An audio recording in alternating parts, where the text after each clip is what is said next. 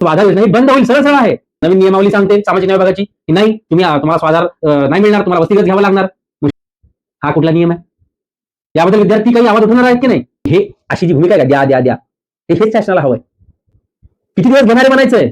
देणारे बनण्याची ताकद आपल्यामध्ये आहे. 4 मार्च 2026 रोजी आपण बेमुदत धरणे आंदोलन, राज्यस्तरीय आंदोलन सामाजिक न्याय विभागाचा समाज कल्याण आयुक्तालय पुणे स्टेशन या ठिकाणी पुकारलेला आहे. सर्वांना क्रांतिकारी जय भीम, जय शिवराय. मी राजरत्न बलखंडे, अध्यक्ष विश्वरत्न डॉक्टर बाबासाहेब आंबेडकर विद्यार्थी हक्क समिती महाराष्ट्र राज्य. आपण व्हिडिओचं थंबनेल बघितलं असेलच. मोठी ब्रेकिंग न्यूज तुम्हाला मी सांगणार होतो ती हीच आहे की स्वाधार योजना होणार बंद. या प्रश्नामधनं आपल्याला वेगवेगळे प्रश्न पडले असतील. मग त्यामध्ये पहिला प्रश्न, कधी होणार बंद, का होणार बंद, काय कारण आहेत? तर या सर्व प्रश्नाची उत्तरं आपण या व्हिडिओमध्ये शोधण्याचा प्रयत्न करूयात. तर शेवटपर्यंत प्रत्येक विद्यार्थ्यांनी हा व्हिडिओ बघा, नाहीतर स्वाधार योजना बंदच झाली समजा. सुरू करूया. महाराष्ट्रामध्ये 2017 पासून जे विद्यार्थी तालुका आणि जिल्हा या ठिकाणी शिक्षणासाठी आले आहेत, त्यांचा राहण्याचा, जेवणाचा खर्च, अनुसूचित जाती नवबौद्ध घटकातील विद्यार्थ्यांचा खर्च 60,000 रुपये देणारी ही भारतरत्न डॉक्टर बाबासाहेब आंबेडकर स्वाधार योजना महाराष्ट्र शासनाने अंमलात आणली. पण या योजनेचं 2025 मधलं चित्र काय आहे ते आता टप्प्याटप्प्यात बघूयात. विश्वरत्न डॉक्टर बाबासाहेब आंबेडकर विद्यार्थी हक्क समितीमार्फत मागच्या 5 वर्षापासून स्वाधार योजना प्रत्येक गरजू विद्यार्थ्यांपर्यंत पोहोचवण्यासाठी सातत्याने समाज माध्यमांद्वारे असेल किंवा ग्राउंडवर उतरून असेल, या योजनेचा प्रचार प्रसार करण्याचं कार्य चालू आहे. या योजनेअंतर्गत वेगवेगळ्या प्रकारच्या ज्या काही विद्यार्थ्यांच्या काळानुरूप जे काही बदल गरजेचे आहेत ते बदल सुद्धा शासनाला कळवून, शासनासोबत समन्वय साधून वेळोवेळी स्वाधार योजनेमध्ये सुधार आणि स्वाधार योजनेबाबतीत वेगवेगळ्या मागण्या, जसं की फंड मध्ये असेल, काही नियम अटीत बदल करायचा असेल किंवा विद्यार्थ्याला ज्या त्या शैक्षणिक वर्षात स्वाधारचा लाभ मिळवून द्यायचा असेल, तर अशा प्रकारे आपण पाठपुरावा करत आलेलो आहोत. 2017 साली स्वाधार योजना आलेली आहे. 2017 पासून विद्यार्थ्याला 2 टप्प्यामध्ये या स्वाधार योजनेचा लाभ मिळतो. महानगराच्या ठिकाणी जे विद्यार्थी तालुक्याच्या किंवा जिल्ह्याच्या ठिकाणी शिक्षण घेत आहेत, त्यांना राहण्याचा आणि जेवणाचा खर्च ही योजना देते. अशा विद्यार्थ्यांना देते ज्या विद्यार्थ्यांना शासकीय वसतिगृहामध्ये प्रवेश मिळू शकला नाही, असा याचा उद्देश आहे. परंतु मागच्या 8 वर्षापासून विद्यार्थ्यांना शासकीय वसतिगृहाला अर्ज करो अथवा न करो, विद्यार्थ्याला सरसकट स्वाधारची वाटप करण्याची प्रक्रिया चालू होती. परंतु 2025 मध्ये शासनाला कळालं की मागच्या काळामध्ये साधारणतः 30,000 पर्यंत अर्ज येत होते आणि आता स्वाधार योजनेची जनजागृती वाढल्यामुळे हे अर्ज 70 ते 80 हजारापर्यंत पोहोचले आहेत. मग यासाठी लागणारा खर्च कसा झेपायचा? शासनाकडे भरपूर पैसा आहे असं तुमचं आमचं म्हणणं असतं. सामाजिक न्याय विभागाला अर्थसंकल्पीय बजेटमध्ये पण हजारोचा निधी मिळतो. हे सगळं बघायला ऐकायला चांगलं वाटतं, परंतु जेव्हा योजनेला फंड नसतो, जेव्हा खात्यावर त्याचा लाभ मिळत नाही, त्यावेळेस प्रश्न पडतात की हे फंड, हा निधी जातो कुठे? परंतु सध्या स्वाधार योजनेचं चित्र बदललेली परिस्थिती आहे 2025 मध्ये. आता स्वाधारला अर्ज केला म्हणजे 2 टप्प्यामध्ये 60,000, काही जिल्ह्यामध्ये 43,000 रुपये, काही जिल्ह्यामध्ये तालुका असेल तर 38,000 रुपये मिळणार. आता अशी परिस्थिती नाहीये किंवा राहणार सुद्धा नाही. या 2025-26 मध्ये परिस्थिती पूर्णतः बदलली आहे. ती अशी आहे की जर तुम्ही शासकीय वसतिगृहाला अर्ज केला असेल आणि तुमचा शासकीय वसतिगृहामध्ये नंबर लागला नसेल, तर तुम्हाला स्वाधार योजनेचा लाभ दिला जाईल. बरं, मग स्वाधार योजनेचा लाभ मिळण्यासाठी काही विद्यार्थ्यांनी या नियमाला दुर्लक्ष करून भरायचा म्हणून अर्ज भरला, कारण स्वाधार पाहिजे, नियम आहे, वसतिगृहाला अर्ज करा. पण नंबर लागला आता वसतिगृहामध्ये.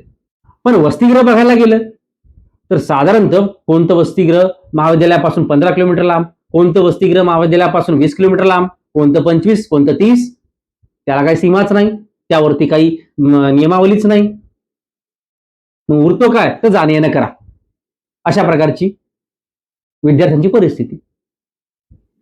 पण सध्या विद्यार्थ्यांना, अशाही विद्यार्थ्यांना सक्ती केल्या जाते की जे विद्यार्थी आपलं शैक्षणिक वर्ष संपण्याच्या 2 महिन्याच्या उंबरठ्यावर आहेत, काही 12वीचे विद्यार्थी 15 दिवसाचे आहेत, अशांना सुद्धा समाज कल्याण जिल्हा कार्यालयाकडनं कॉल जातो की तुमचा वसतिगृह नंबर लागलेला आहे, तुम्ही वसतिगृहात प्रवेश घ्या.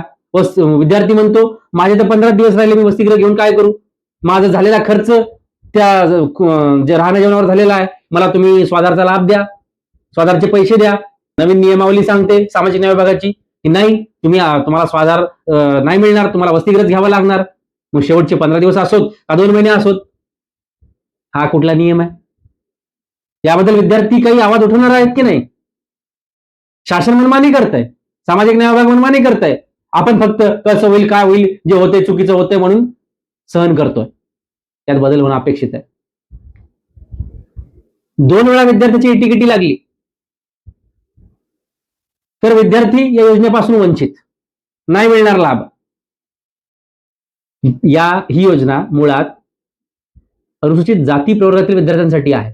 एससी प्रवर्गात विद्यार्थ्यांची ही आर्थिक परिस्थिती, सामाजिक परिस्थिती, त्यात उतार चढाव येत असतात.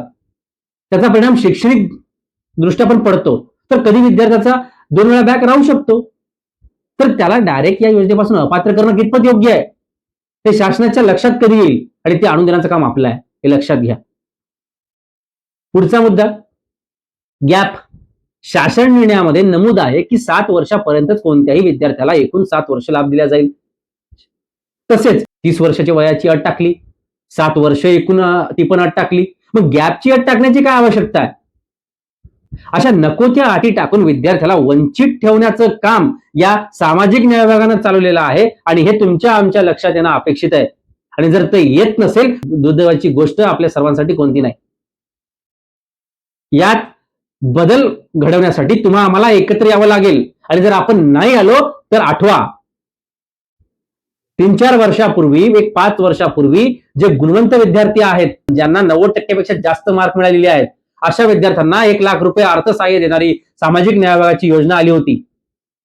त्या योजनेचं पुढे काय झालं? काहीच नाही झालं. योजना बंद झाली सध्याच्या घडीला. कोण काय बोललं? कोणीच काय नाही बोललं. कोणती संघटना बोलली? कोणीच नाही बोललं. आपण एकत्र होऊन आवाज उठवला का? नाही उठवला. मग आता स्वाधार बाबतीतही आपण असंच करणार का? कारण स्वाधारची जागा पूर्णतः शासकीय वसतिगृह घेणार आहेत. म्हणजे काय होईल? भारतरत्न डॉक्टर बाबासाहेब आंबेडकर स्वाधार योजना ही बंद होईल. सरळ सरळ आहे. शासकीय वसतिगृहामध्ये प्रवेश सक्ती करून ऑटोमॅटिकली स्वाधारचे विद्यार्थी वसतिगृहामध्ये शिफ्ट केले जात आहेत आणि स्वाधार योजना बंद करत आहेत. आता एकदम बंद करू शकत नाही म्हणून हळूहळू नियम अटी लादून बंद करण्याचा प्रयत्न चालू आहे. हे तुमच्या आमच्या लक्षात यायला पाहिजे. आणि जर आपण असेच शांत बसून राहू तर ही योजना बंद लवकरच या 1-2 वर्षात होईल, हे लक्षात घ्या. सध्या स्वाधार योजनेमध्ये सगळ्यात किचकट प्रक्रिया झालेली आहे ती म्हणजे योजना ऑनलाईन झाली. आपल्या विद्यार्थ्यांची मागणी होती, आपल्या विद्यार्थी हक्क समितीची मागणी होती की योजना ऑनलाईन करा, कारण ऑफलाईन मध्ये मोठ्या प्रमाणात भ्रष्टाचार महाराष्ट्रामध्ये चालत होता, गैरव्यवहार चालत होता. यात कुठेतरी पारदर्शकता निर्माण व्हावी म्हणून आपण ऑनलाईन ही योजना करा अशी मागणी केली होती. ही योजना ऑनलाईन झाली, परंतु सद्यस्थितीमध्ये महाराष्ट्रात या योजनेला ऑनलाईनचा वाली कुणी राहिला नाही अशी परिस्थिती आहे. विद्यार्थी जिल्ह्याच्या समाज कल्याण कार्यालयामध्ये जातो, आमच्या स्वाधारच्या अर्जामध्ये ह्या प्रकारची तांत्रिक अडचण आली, त्या प्रकारची तांत्रिक अडचण आली, मग यात आम्ही एडिट कसं करावं, दुरुस्ती कशी करावी, ऑनलाईन विद्यार्थ्यांना अर्ज भरता येत नाहीये, ओटीपी येत नाहीये, फॉर्म सबमिट होत नाहीये, कागदपत्र अपलोड होत नाहीये. बरं, एवढं झालं तरी काही चुका झाल्या, होणारच चुका, विद्यार्थी आहे. कारण माहिती पुरेपूर जिल्हा समाज कल्याण कार्यालयाच्या कर्मचाऱ्यांना नाहीये तर विद्यार्थ्यांना कशी असणार? ही तांत्रिक माहितीबाबत विद्यार्थ्यांना माहिती देणं हे जिल्ह्याचं काम आहे आणि जिल्हा समाज कल्याण कार्यालयाला माहिती देणं हे राज्याचं काम आहे. तांत्रिकदृष्ट्या यांना अवेअर करणं जेणेकरून विद्यार्थी व्यवस्थित फॉर्म भरू शकतील. तर असं काही झालं का? तर नाहीच झालं. त्याचं कुठलंही उत्तर जिल्ह्याच्या समाज कल्याण कार्यालयामध्ये स्वाधार विभागात नाहीये अशी परिस्थिती आहे. कारण मुळात त्यांनाच पुरेपूर माहिती मिळत नसल्याची परिस्थिती आहे. कारण माहिती देणारच जागेवर नाहीये. जे तांत्रिक गोष्टी सांभाळतात तेच जागेवर नाहीत अशी परिस्थिती आहे. सातत्याने स्वाधार डेस्कवरचे कर्मचारी बदलत आहेत, सातत्याने या तांत्रिक गोष्टींना उपाययोजना करणारे अधिकारी कर्मचारी बदलत आहेत. सरळ जिल्ह्याचं कार्यालय सांगते ग्रीव्हियन्स टाका. विद्यार्थ्यांना तुम्हाला अडचण आली, ग्रीव्हियन्स टाका. काय होणार ग्रीव्हियन्स? ग्रीव्हियन्सला रिसॉल्व्ह करण्यासाठी माणूसच नाहीये. म्हणजे विद्यार्थ्यांनी फक्त काय प्रोसेसमध्येच मानसिकरित्या खचून जायचं? यात कुठेतरी बदल होणं अपेक्षित आहे. सांगून बदल होणार आहे?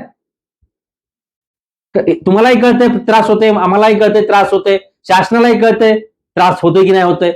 एकमेकाला बघायचंय, यात बदल घडवायचा की नाही? शासकीय वसतिगृहाला प्रवेश करण्यासाठी अर्ज केला पाहिजे.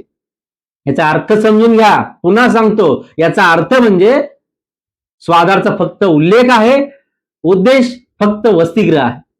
वसतिगृह भरणे, रिकामे झाले तेव्हा स्वाधारचा लाभ देणे. म्हणजे रिकामे होईपर्यंत, शासनाला कळेपर्यंत, तुमच्या खात्यावर लाभ येईपर्यंत 1.5 वर्ष जाणार. कारण की शासकीय वसतिगृहाची प्रोसिजरच सुरू होते जुलै ऑगस्ट महिन्यामध्ये, आणि मेरिट लिस्ट लागते नोव्हेंबरमध्ये, आणि फायनल लिस्ट लागते जानेवारी फेब्रुवारीमध्ये. शैक्षणिक वर्ष संपलं. अशी मोठी विचित्र परिस्थिती आहे.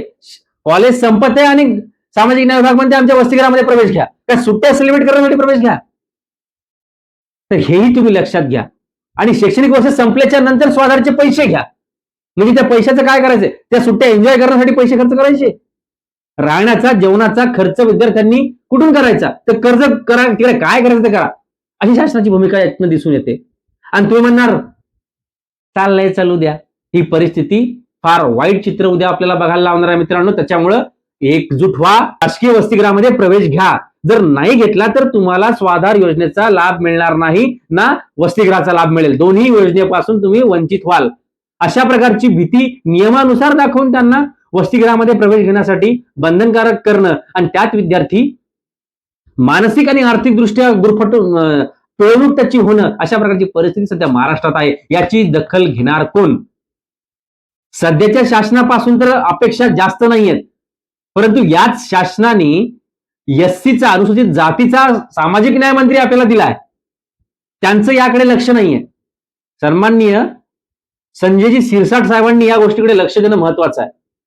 सोबतच या सामाजिक न्याय विभागाचे प्रधान सचिव म्हणून एससी प्रवर्गातीलच हर्षदीप कांबळे यांचं सुद्धा यामध्ये लक्ष नसल्याची परिस्थिती आपल्याला बघायला मिळते.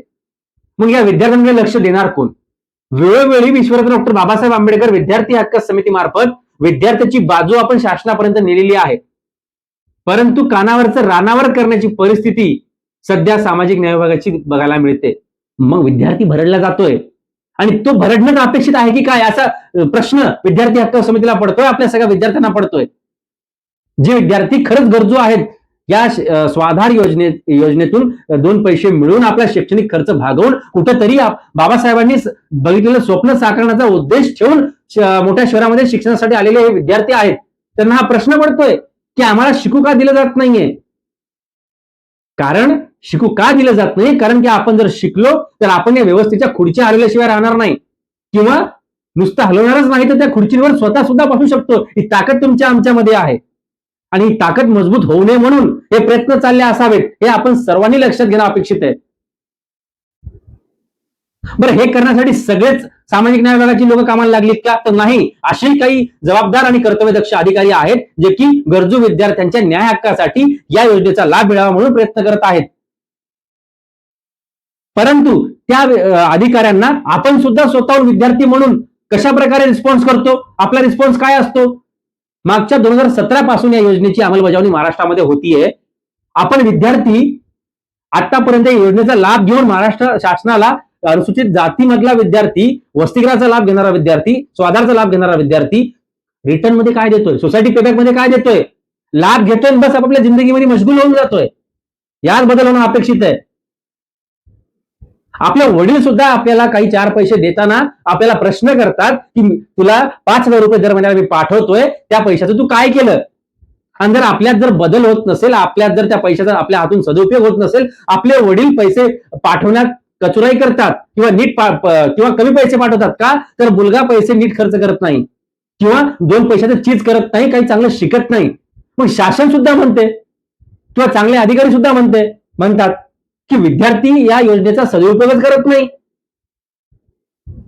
मग ज्या काही नियम अटीमध्ये बदल करणं, काळानुरूप बदल करणं जे अपेक्षित आहे, तेही बदल होण्याचा वेग हा मंदावतो. कारण आपण काय करतोय? पैसे द्या, स्वाधारचे पैसे द्या. चुकीची कागदपत्र पण काही विद्यार्थी अपलोड करतायत. मग नंतर पैसे द्या आणि पैसे घेऊन काय करतायत, कोणत्या शैक्षणिक आपला प्रोग्रेस होतोय तर त्याचं प्रमाण अगदी काही प्रमाणातच. मग हे अशी जी भूमिका आहे का, द्या द्या द्या, हेच शासनाला हवंय. किती दिवस घेणारे बनायचंय, देणारे बनण्याची ताकद आपल्यामध्ये आहे आणि ती निर्माण होण्यासाठी बाबासाहेबांनी वेगवेगळ्या सोयीसुविधा निर्माण केलेल्या आहेत. त्याचा लाभ आपण घेणं गरजेचं आहे. तर सर्वात अगोदर ज्या विद्यार्थ्यांचं महाविद्यालय वसतिगृहापासून 10 किलोमीटरच्या आतमध्ये असेल तर अशा विद्यार्थ्यांना आपण वसतिगृहाची सक्ती ही असणं ही अपेक्षित आहे. कारण शासकीय वसतिगृह ही चळवळीचं केंद्र आहे. त्या ठिकाणी आपल्याला वेगवेगळ्या प्रकारच्या चळवळीविषयक माहिती मिळते. आपल्या सामाजिक आणि शैक्षणिक स्तर सुद्धा त्या ठिकाणी सुधारतो आणि वेगवेगळ्या प्रकारच्या सुविधा त्यामध्ये मग ग्रंथालयाची असेल, कम्प्युटरची असेल, जेवणाची असेल, सात्विक भोजन त्या ठिकाणी मिळतं. अशा चांगल्या प्रकारच्या सोयीसुविधा वसतिगृहामध्ये मिळतात. तर वसतिगृह तर चांगली आहेतच, परंतु सगळ्यांनाच हा वसतिगृह देणं अपेक्षित आहे का तर नाही. कारण काही वसतिगृह आणि महाविद्यालयाचे अंतर हे 10 किलोमीटर, 15 किलोमीटर, 20 किलोमीटर, 25, 30 किलोमीटर लांब आहेत. त्याच्यामुळे शासनाने या गोष्टीची दखल घेतली पाहिजे की ज्या विद्यार्थ्याचं महाविद्यालय हे वसतिगृहापासून 10 किलोमीटरपेक्षा जास्त आहे तर अशा विद्यार्थ्यांना थेट स्वाधारचा लाभ देऊन मोकळं केलं पाहिजे. तर ही काळानुरूप परिवर्तनाची गरज सध्या या स्वाधार योजनेमध्ये आहे. परंतु सध्या सरसगट विद्यार्थ्यांना शासकीय वसतिगृहामध्ये प्रवेश घेणं बंधनकारक केलं जात आहे. हे चुकीचं आहे. हे याची दखल तुम्ही आम्ही सर्वांनी घेणं आणि शासनाला ती अट रद्द करायला लावणं ह्यासाठी आपण एकजुटीनं येणाऱ्या काळामध्ये काम करणं अपेक्षित आहे. शासन निर्णयामध्ये स्वाधारच्या काही अस्पष्टता निर्माण काही सो कॉल्ड कर्मचाऱ्यांना होत आहे. सरळ सरळ नियम अटी असतात पण त्यांना ते वेगळा दिमाग लावतात जिल्हा समाज कल्याण कार्यालयामध्ये काही जिल्ह्यात. तर त्यामध्ये प्रामुख्यानं महाविद्यालय ज्या शहरात आहे त्या शहराच्या महानगरपालिकेची हद्द जिथं संपते तिथून 5 किलोमीटरच्या आतमध्ये महाविद्यालय असणं असा एक नियम आहे.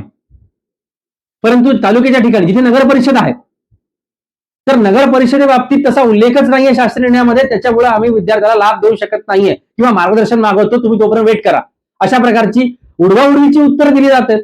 तोपर्यंत विद्यार्थ्यांनी ताकद राहायचं का?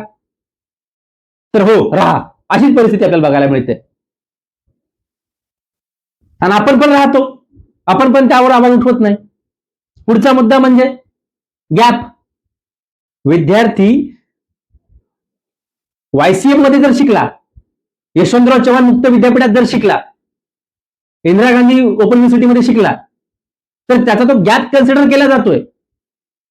पण त्याच डिग्री सर्टिफिकेट आणि रेग्युलर सर्टिफिकेट हे इक्विव्हॅलंट असं आपलं शासनच समजते ना MPSC UPSC मध्ये. मग आपण त्याला गॅप समजणारे सो कॉल्ड कर्मचारी यांना थोडं लक्षात येत नाहीत गोष्टी, तर ते लक्षात येणं अपेक्षित आहे आणि ते आणून देणं आपलं काम आहे. आणि येत नसेल तर त्यासाठी एकजुटीनं आवाज बुलंद करून त्यांना ते ठणकावून सांगणं आपलं काम आहे. तर अशा प्रकारची वेगवेगळी नियम लावून विद्यार्थ्यांना हळूहळू या स्वाधार योजनेवरून फक्त शासकीय वसतिगृह योजनेवरती शिफ्ट करण्याची प्रक्रिया ही सुरू झालेली आहे. मित्रांनो, लक्षात घ्या, ही वेळीच तुमच्या आमच्या लक्षात येणं अपेक्षित आहे. वारंवार सांगतोय, वेळीच तुमच्या आमच्यामध्ये ही गोष्ट लक्षात येणं अपेक्षित आहे. नाहीतर स्वाधार योजना बंद होईल. जशी 11वी-12वीच्या गुणवंत विद्यार्थ्यांची झालेली आहे योजना बंद, तशी स्वाधार योजनाही बंद होईल. सगळ्या विद्यार्थ्यांना शासकीय योजनेचा लाभ घेणं कंपल्सरी केलं जात असेल. मग ते शैक्षणिक वर्ष संपतानाही तुम्हाला फोन येईल किंवा कधी फोन येईल. स्वाधार योजना ही खूप परिणामकारक योजना आहे.